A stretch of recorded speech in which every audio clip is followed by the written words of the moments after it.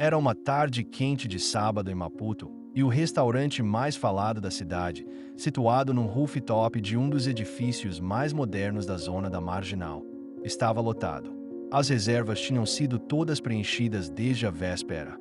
Mas, como em muitos casos de lugares assim, sempre se dava um jeitinho para personalidades, ou pelo menos era isso que se esperava.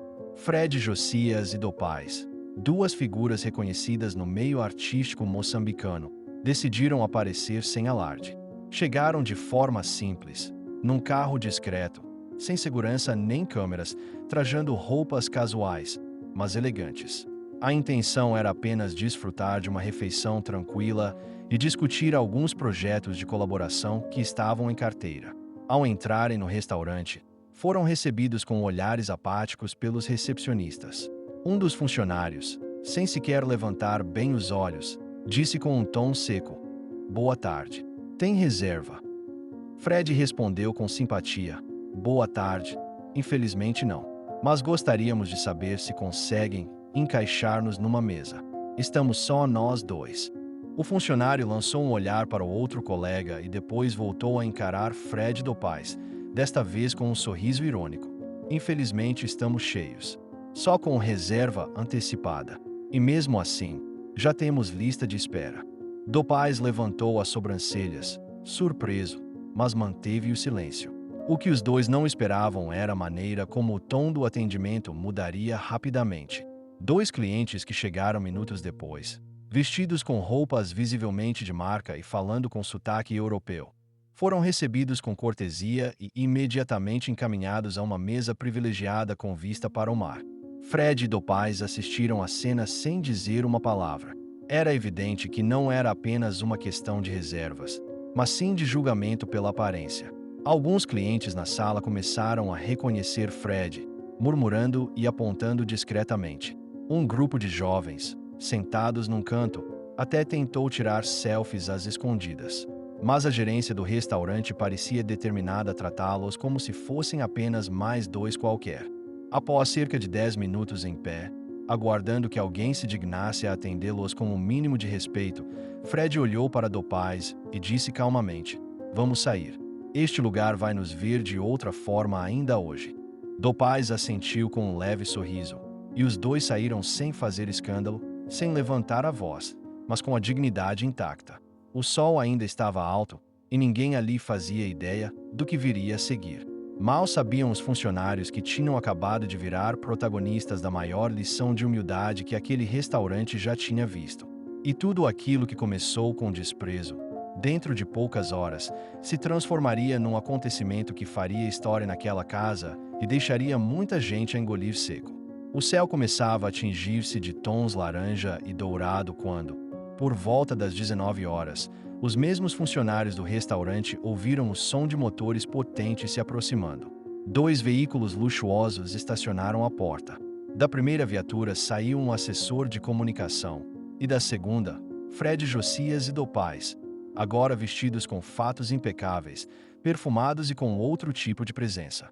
À sua volta, uma pequena comitiva de organizadores e produtores culturais, todos trajando uniformes com o logotipo de uma nova campanha de valorização da cultura nacional. Moçambique no topo. Aquela mesma gerência, que os ignorou horas antes, começou a sentir o clima mudar. O gerente principal, agora mais atento, dirigiu-se à entrada apressadamente. Não havia como negar quem eram.